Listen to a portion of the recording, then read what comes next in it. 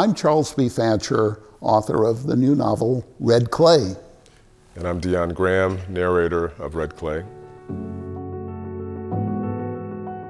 This is a story that began as an attempt to write a nonfiction narrative about the experience of a formerly enslaved man who was able to, through hard work, toughness of mind and body, create a terrific life for his family and for, over time, his descendants.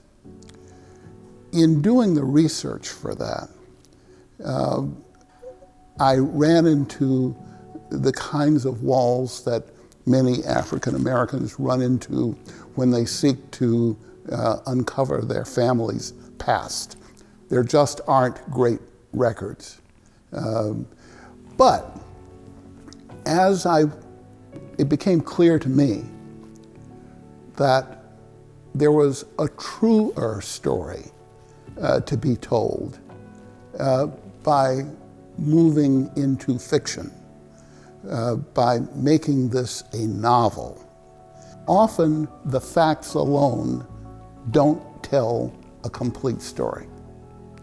So once that decision was made to make it a work of fiction, it freed me to be able to develop characters who, through their interactions with each other, through their own introspection, through the relationships that they developed, painted a larger, more complete picture of what it was to live in the post-Civil War South, what the challenges would be for the freedmen, what the challenges would be for the former enslavers as they all came to grips with a society that did not resemble anything that any of them had ever known before.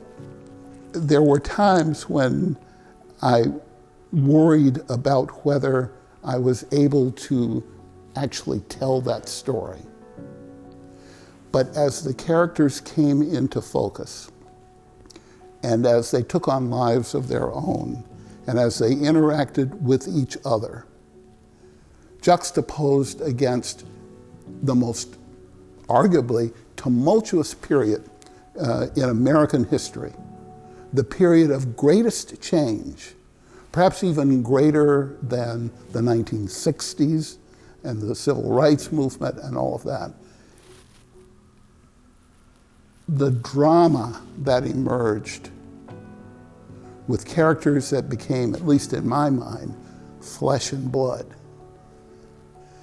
I had to allow readers to be able to see joy, to celebrate special occasions, to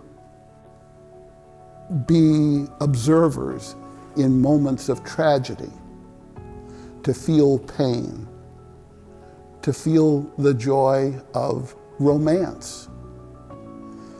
And all of that was told primarily in the confines of the fictional South Alabama town of Red Clay.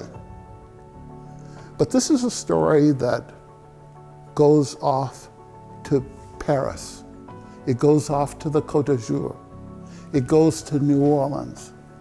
It goes to all of those places because there were aspects of the story that could only be told in those places because of what those places are.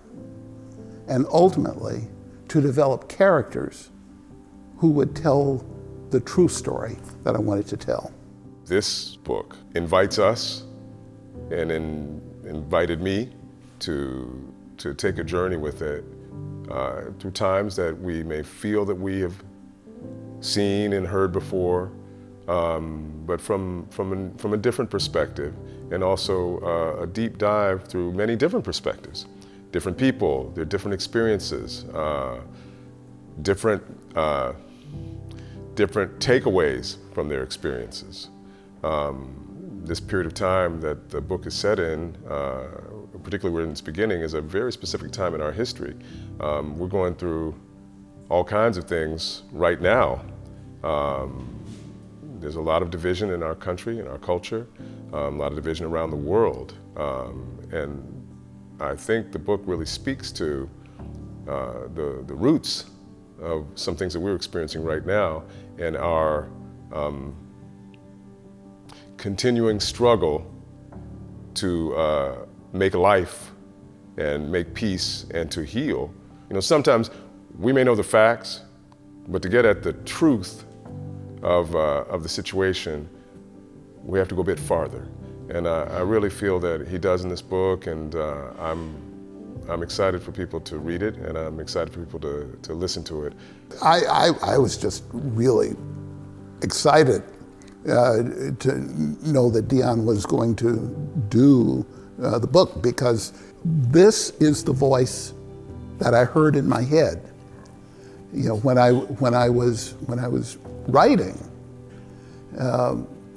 you know, there is a voice that you hear, and you do what I heard, and I think that's just a really powerful thing. Your people will always be with you, whether they're living or passed on. It doesn't matter. They'll always be around to look after you when times are hard or when you're just feeling sad.